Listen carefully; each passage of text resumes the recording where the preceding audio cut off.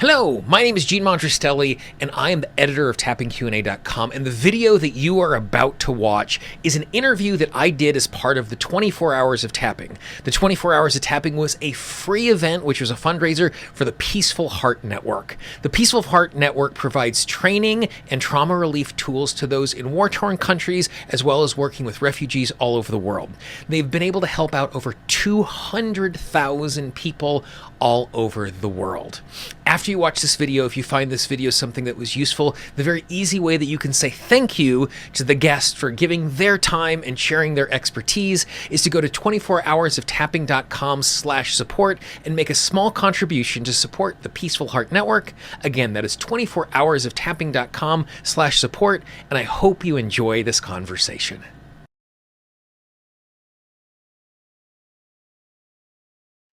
Gala is a speaker, a teacher, a best-selling author, and the self-described tapping queen and spiritual pop star with a mission of making EFT tapping mainstream and accessible. She has taught tapping and radical self-love techniques to millions of women all over the world in the last 15 years.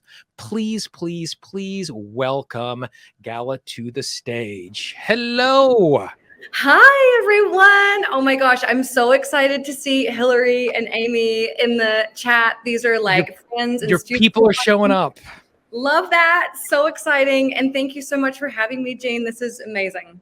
Absolutely. I don't know, like you've been on the podcast before and we've chatted before, but I don't think you know this particular fact. Like I'm super excited that we're getting a chance to talk about confidence because So I first became aware of you through friends of friends. So my friend Jennifer DeZura is friends with Molly Crabapple, who is the way that I found my way to you back when you were still here in New York City. So I have actually been following you and your stuff for over a decade.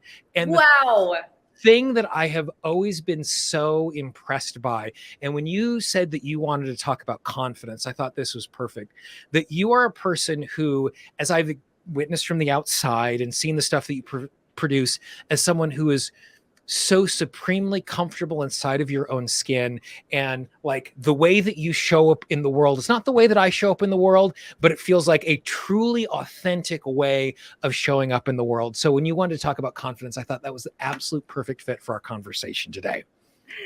Well, I'm so excited to talk about it. And I just think it's so important to really own who you are. And I'm in full drag, like eyelashes, everything, because I just came from a photo shoot in Palm Springs. I'm sitting in my best friend's living room right now. But we were in this amazing 1960s house, and it's like bright pink shag carpeting and a bright green living room. And I feel like, you know, people used to express their style and their flair a lot more. And why not be that way in your everyday life? Like there's so much magic when you show up as your biggest, boldest self. And the world would be a better place if we felt more safe to do that. Absolutely. And so one of the questions that I've been asking folks as we've been navigating the day so far is I've been asking people their origin story around the topic that we're talking on. And so I'm guessing you probably did not spring from the womb being as confident and comfortable in your skin as you are in this day. No. And so what was kind of your journey and your process of finding your way to just really being the self-possessed, truly who you are person that's showing up on camera today? I think there's so many moments that you might think of as being the big stepping stones to that place. And one of them that I really remember was when I was in, I guess it's the equivalent of junior high. I'm from New Zealand originally, so we don't have that. But, you know, I was maybe 13 years old and became friends with a group of girls at my school who were like the popular girls. And we were friends for a little while. And, you know, the popular girls wear the cool clothes and they do the cool things. And I was friends with them. And then at some point they decided that I wasn't cool anymore. And so they wouldn't answer my phone calls and they would ignore me in the hall. And it was really in that moment that I realized that trying to fit in with other people, there was no safety in it. There was no security in it. And trying to contort yourself to be like another group was never going to work. And you were never going to feel like your fully expressed self. So after that happened, I was like, okay, I'm going to do my own thing. And I shortly thereafter discovered like the goth subculture and wore a lot of black and corsets and all of that. And I remember buying a pair of silver angel wings in like a joke store. And I'd wear those with my goth outfits. And I was like, 13 years old or something. And the amazing thing was that people responded so positively to me just expressing myself and being bold and not giving, a shit what anyone thought. And I think that though it's like those little moments where you realize like, hey, when I'm myself, people really respond to that actually. And I feel good authentically. Mm-hmm. They're not responding to me trying to be someone else or pretending to be someone else. And I think that's really powerful.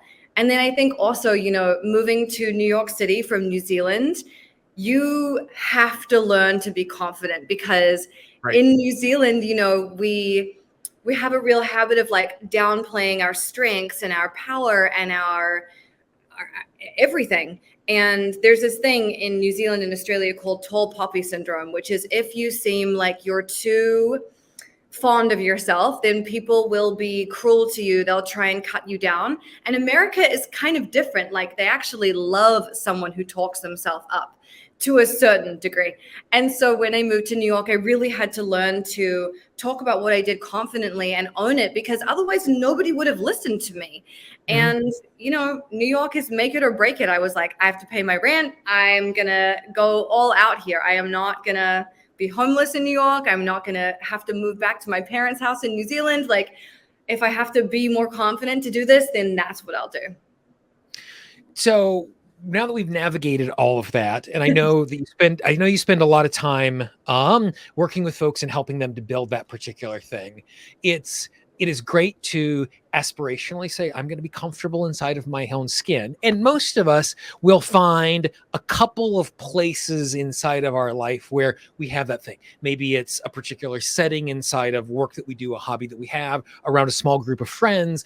Mm-hmm. But once we step outside of that particular thing, it becomes much harder. For sure. So how then, like just starting out, how then do we start to kind of break down the places that we don't feel confident or comfortable inside of our own skin? How do we start unpacking the things? What does it look like when you're tapping for something like that?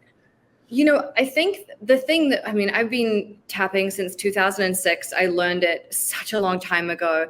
And the thing that I really have come to learn about tapping is that it only works to the degree that you are radically honest with yourself.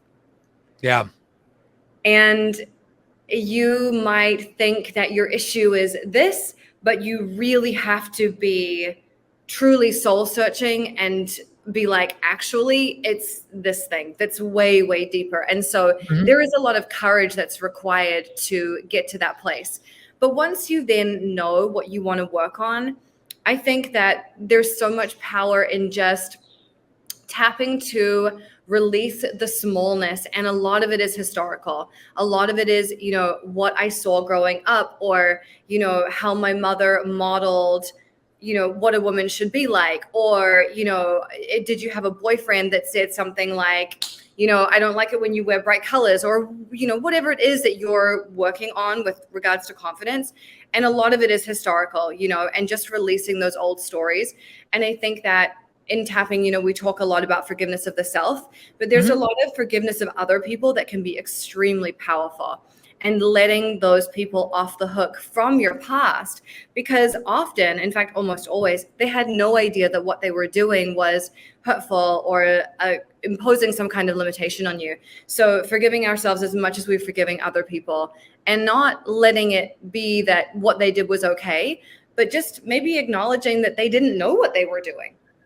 Yeah, I one of the phrases that I use a lot is kind-hearted incompetence, where Yes. like there are people who are hurtful and they hurt us and we don't give people a pass on that. Sure. And there are people who do things that hurt us, and sometimes they do things that hurt us accidentally, and sometimes they do things that hurt us where they think they're actually trying to do right by us. And in their ability to try and do right by us, they're actually putting us in the absolute wrong position to learn lessons about our value and our worth when we navigate all of that. Yeah. And so like it's great that we recognize the fact that we're trying to find these historical moments where we're trying to find that healing and that transformation. How do you identify and unpack those in your own life? Like, it's one thing to say my past has impacted me and it's where I am today. It's Mm-hmm. another thing to be able to go, okay, great, this is the piece of it that is a burden or a belief that I'm dragging around that is no longer serving me. How do we identify at least the initial part of it? Because sometimes we're not going to find our way to the root cause in our first step to it. Totally. And I think sometimes the thing that will really help you is having someone very honest in your life who can tell you, hey, you're not great at this. And Mm-hmm. so allowing yourself to have people around you that will tell you the truth and don't just kiss your ass is Mm-hmm. important. So cultivating those very real friendships. And sometimes people say, well, I don't really know a lot of people that are, super honest. And then the question would be, well, are you honest with yourself? Are you honest with other people? We attract what we are like. Mm-hmm. So there's that. And then I think that journaling for me is a really powerful tool in terms of getting to the bottom of things. And like we always talk about in tapping or any healing, it's peeling the onion, right? And so you'll start at one place and you'll tap on some stuff and then you'll realize, oh my God, there's something under this. And then you'll work down there. So for me, journaling really helps me to get clarity on what needs to be worked through. But I also use other healing techniques. I love to do breath work. I love to do hypnosis and all these other tools, which you can come at the problem from so many different angles. I think there's not just one way to heal. And I love to, hypnosis, you really go in the back door of your subconscious, and breath work is just somatic healing. You don't even know what you're healing, but you're just healing things. So I really love to use this multi-pronged approach wherever I can. But tapping, I mean, people are always like, well, what's the secret? Like, the secret to me is tapping. Yeah. It's my biggest, baddest, most powerful, never fail technique. I just like to use those other things to come in as support. And so I really like this idea about like being radically honest with ourselves. How then do we navigate the difference between being honest with myself and beating myself up? Because sometimes we can be in a circumstance where I'm like, I suck at this and blah, blah, blah, blah, blah. I'm just being honest with what is going on. Right. When that isn't, like, just because I'm being negative doesn't actually mean I'm being honest, or doesn't mean that I'm being honest in a useful way. And so Mm-hmm. as we're like trying to do really true honest assessment about what our experience is and how we're stuck, how do we do it in such a way that we're not just finding one more tool to beat ourselves up with without creating any real transformation? Well, I mean, that's a big thing in the healing communities, I think. There are a lot of people who are obsessed with finding what's wrong, and they're always on to healing the next thing. But I think it really is about the voice that you're using to talk to yourself. And a really good rule of thumb is like, would you say this to a child or not? Because you might say to a child like, hey, you could be a way better baseball batter. I don't know the technical term. You can swing the bat That with works. more precision, right? Is what you Yeah. might say to a kid, but you wouldn't say, man, you really suck at that. So if you take it through the lens of would you say this to a child, that really clears up. Like, are you being kind and useful, or are you just being an asshole to yourself? And you say that, I think I immediately think of, there was an off-Broadway show here 6 or 7 years ago called Title of Show. And the Mm-hmm. show was about two folks trying to get a musical on Broadway. It's a very meta experience, but it's just talking about this thing. But one of the songs is called Die Vampire Die. And it was talking about the creative vampires in our lives. And at one point, one of the actors says, if someone walked up to you on a subway platform and said all of those things to you, you would think they are mentally ill and you would walk away. Yeah. And when you say it inside of your own head, you take it as gospel truth. And I really love that rule of thumb. Would I say this to a child? Because the reality is, with a lot of these issues that we're struggling with, it's inner child parts. And so it really, like, it's not that, boy, I should say this because I'm going to be kinder to a child, but the amount of time I spend with my clients between the age of 4 and 9 is a significant amount of time. And so it's not, I should be saying it like to a child. I actually am saying it to my childlike self. And so I love that as a really clear rule of thumb in how we start our self-talk. Yeah. And, so much of tapping really is reparenting. and inner child work. It really is, because that's where all of this stuff comes from, pretty much. It's all what happened to you when you were 10 years old, you know? And the one thing, like, I know that, like, I talk about this a lot, and I talk about it inside of my family, and rightfully so. I have two absolutely amazing parents that sometimes they're like, you know, we were having a conversation one time. My sister, who you interact with, is on the other side of the wall. We were in the kitchen and we were talking about, well, we got this from mom and we got this from dad. And my mother walks into the kitchen. She goes, you know, you're allowed to have your own stuff. Like, we're not responsible for all of the things. You have your own experience. Right. And so it's important to recognize that we can talk about these experiences as a child, but not doing it in such a way where we are beating up and berating the adults who are around us. It, you know, like, I could be in a circumstance where I'm sitting in the living room as a 4-year-old, and my parents are having a conversation and they just walk out of the room because they're having a conversation. And at 4, I feel like I'm abandoned. And all of a sudden I have the story, oh my gosh, it is unsafe for me unless I'm really, really close to someone. But my parents did the appropriate thing. They were having a conversation and they just walked to the other end of the house. But because of our age, we're interpreting it that way. And so it's good for us to because sometimes people go, you know, well, I just had this great family and I had awesome parents. I obviously am not dealing with these sorts of things. To recognize it's how we interpret it. It's not just what is going on around us as we're navigating all of that. Absolutely. Such a good point. And so we have this opportunity. I really love the idea. Journaling, just getting things out of your head so we start to identify stuff. The next step for us is we're dealing with ourselves internally. We're gently speaking with ourselves in a way that is useful and productive. What then does, like, daily practice wise, what does it look like for you? Weekly practice wise, what does it look for you? Like, was it just confidence is done? Is it stuff that you're still navigating? How does the process unfold today? Well, my morning routine really depends. I don't tap every morning, but when I do, I feel so, so good. So I try to remember to do it. I lead a group online every Sunday called High Vibe Honey, where there's hundreds of us and we tap together. So I'm always working on myself, even in that small way. Because even when you lead a group, obviously you're still working on your own stuff, which is one of those beautiful bonuses of the work that we do. Right.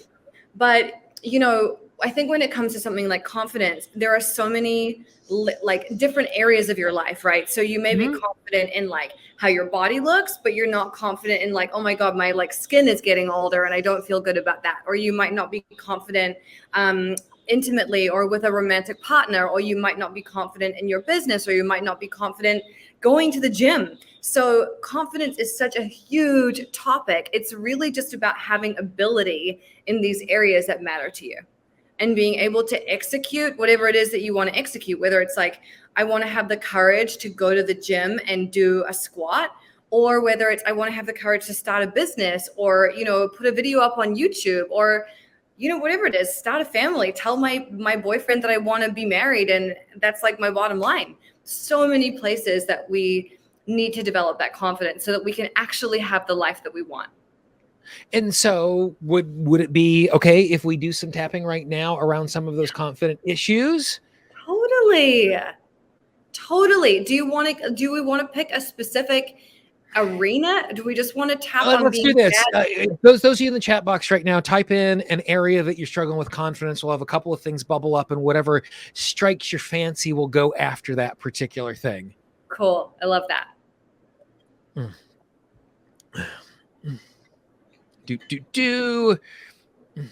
Right now, the comment box is just filled with all of these comments about how absolutely wonderful you are. Oh, that's sweet. Okay, so let's do this. Let's start at a place where let's start with taking an action that I know that would be useful for me to move towards a goal, and it doesn't feel like something I'm comfortable or confident in being able to take that action.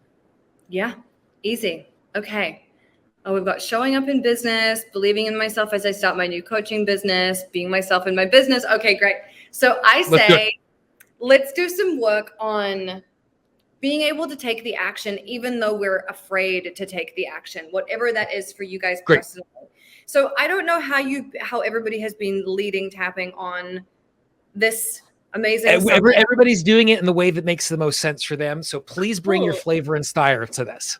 I love that. So we're going to start on the side of the hand, and then we're going to move through the points. I use 2 hands on most of the points, and I might do them in a slightly different order. I start on the top of the head, but just follow what I'm doing. It's going to be Okay, so here we go. Starting on the side of the hand, and just repeat after me.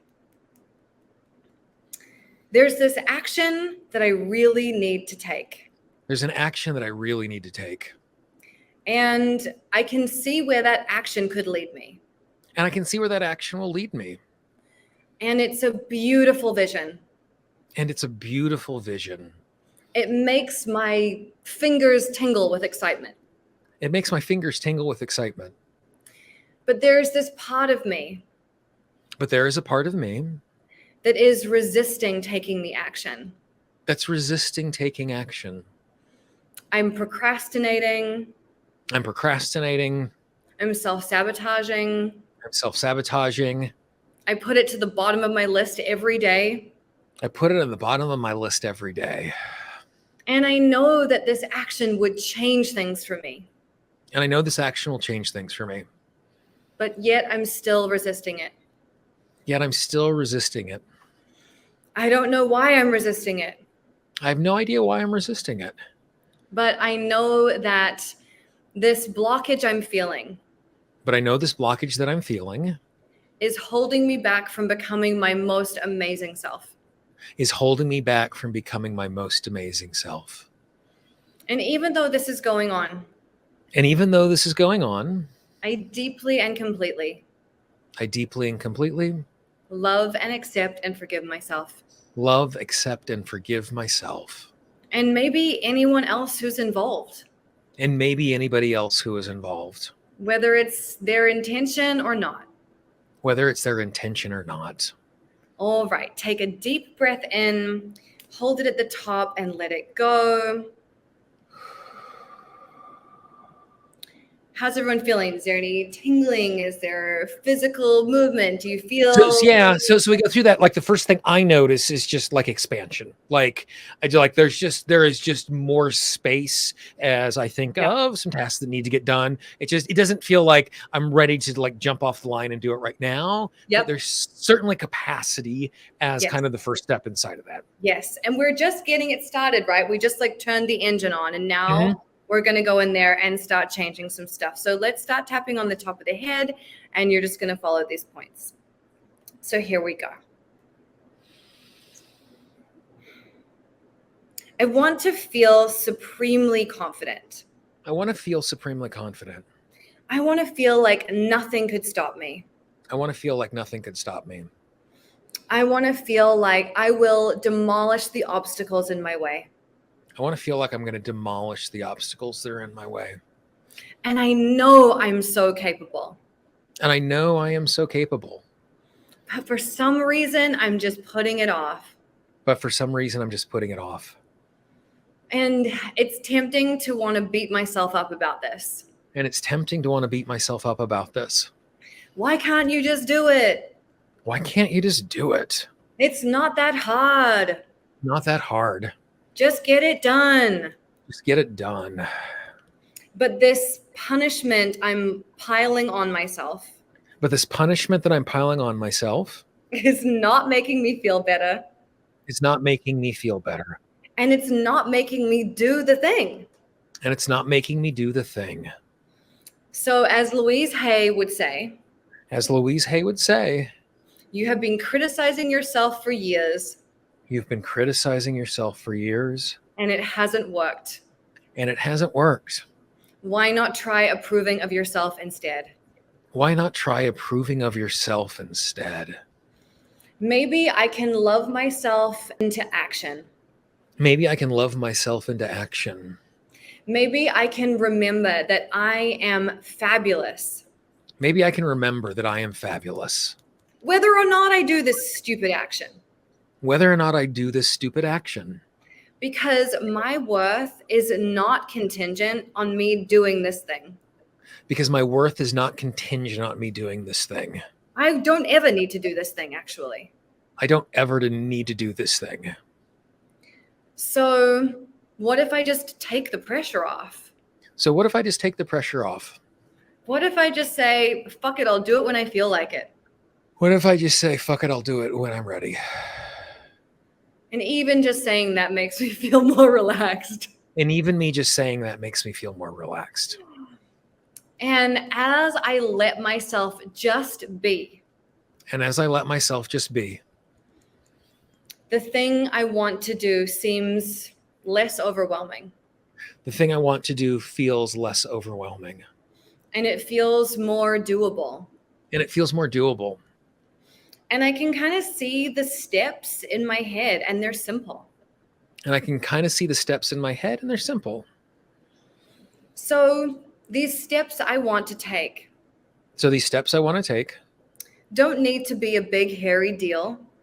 don't need to be a big, hairy deal. It can be something that doesn't take much time, It can be something that doesn't take much time, but will make a massive impact. but will make a massive impact. So even though I've been procrastinating, So even though I've been procrastinating, even though I've been refusing to show up, even though I've been refusing to show up, I deeply and completely I deeply and completely love and accept and forgive myself. love, accept, and forgive myself. And I'm feeling so much better about this thing I want to do. And I'm feeling so much better about this thing I want to do. It's feeling more doable. It's feeling more doable. It's feeling more juicy. It's feeling more juicy. And I'm feeling more excited about the end result And I'm feeling more excited about the end result than fear about taking the action. than fear of taking the action.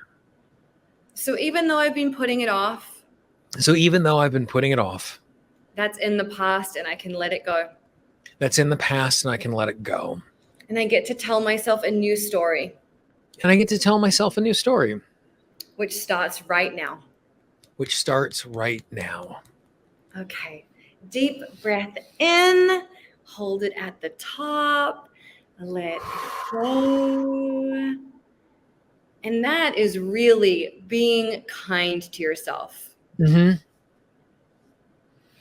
That's really what that is. And my belief and my experience has just been when we let go of that resistance and that punishment and that disappointment we feel about ourselves, we're capable of everything. And I really think that like the solution to almost every problem you have is to love yourself more.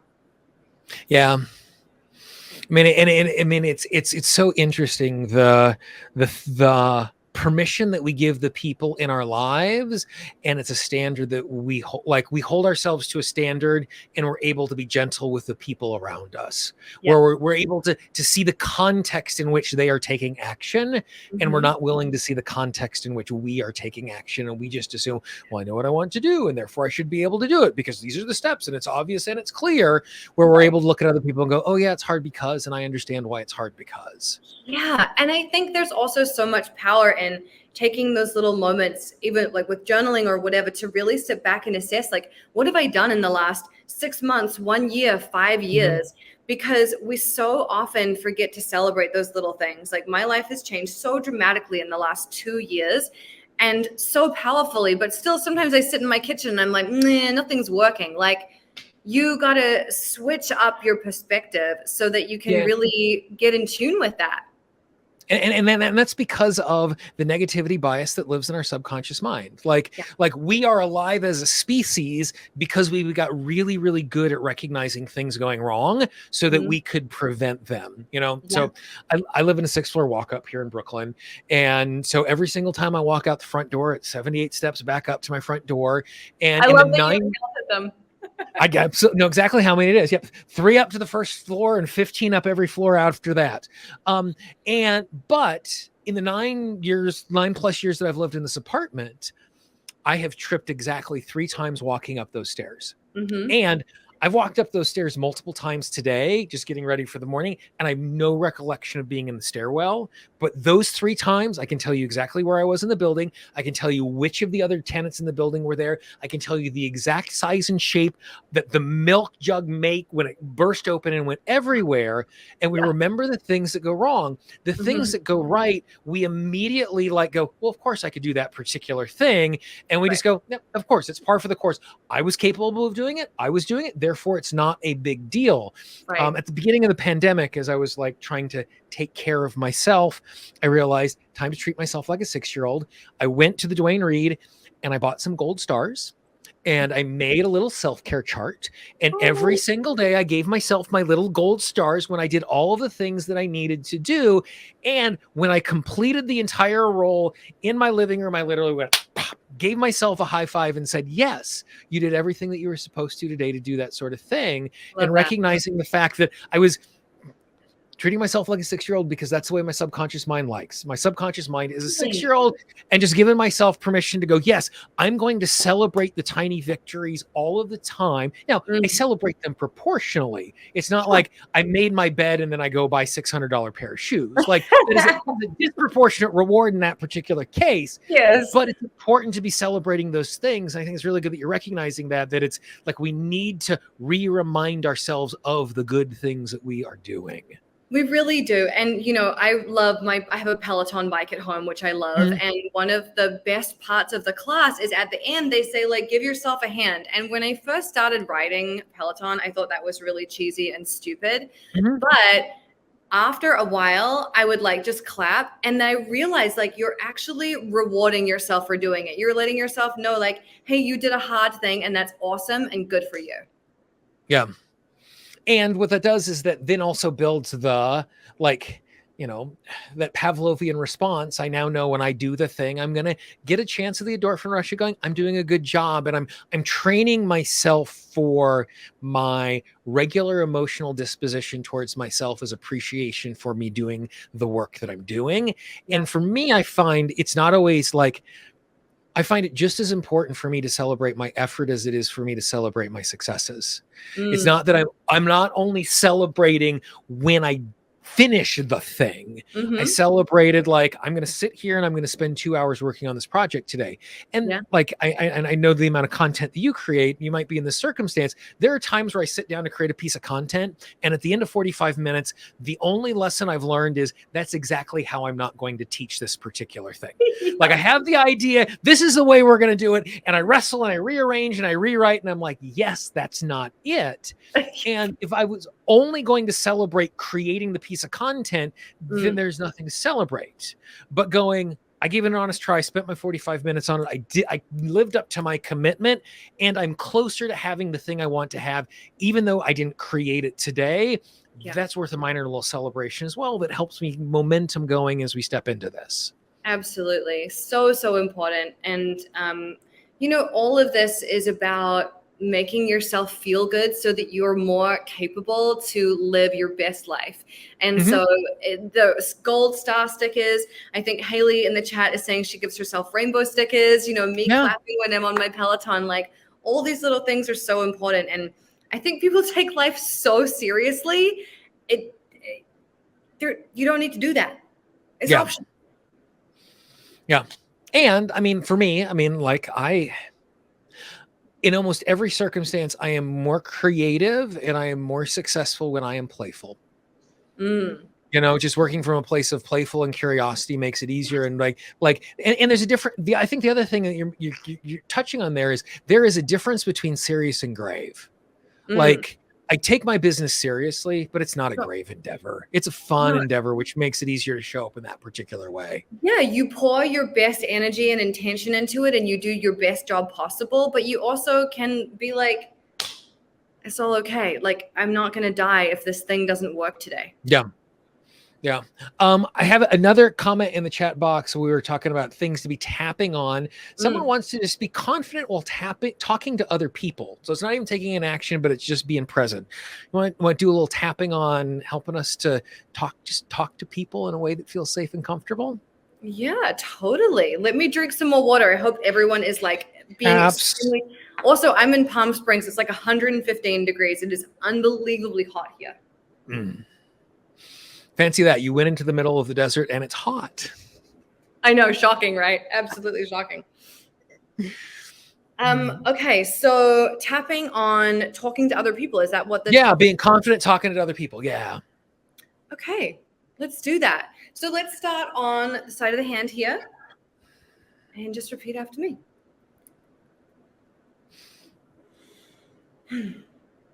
In my wildest fantasies, In my wildest fantasies, I am the most outgoing person in the room.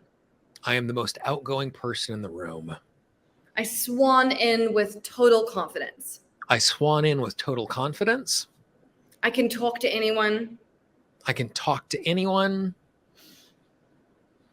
I could sell. I'm trying to think of something that nobody needs. I don't know. I could sell something pointless to anybody. I could sell something pointless to anybody. And it would be easy. And it would be easy. I could feel so comfortable talking to somebody. I could feel so comfortable talking to somebody. Whether I'd just met them or known them for years. Whether I've just met them or if I've known them for years. But right now, I just don't feel that way. But right now, I just don't feel that way. Right now, I feel full of doubt. Right now, I feel full of doubt. Full of smallness. Full of smallness. Which seems like an oxymoron, but when you feel small, it does feel overwhelming. It feels like an oxymoron, but you do feel small in that situation. So even though I feel this way, I'm choosing to let myself off the hook. I'm choosing to let myself off the hook. And I'm choosing to tell myself a different story. And I'm choosing to tell myself a different story. Because I might have been telling myself. Because I might have been telling myself. That I'm not good socially. That I'm not good socially. For a really long time. For a really long time.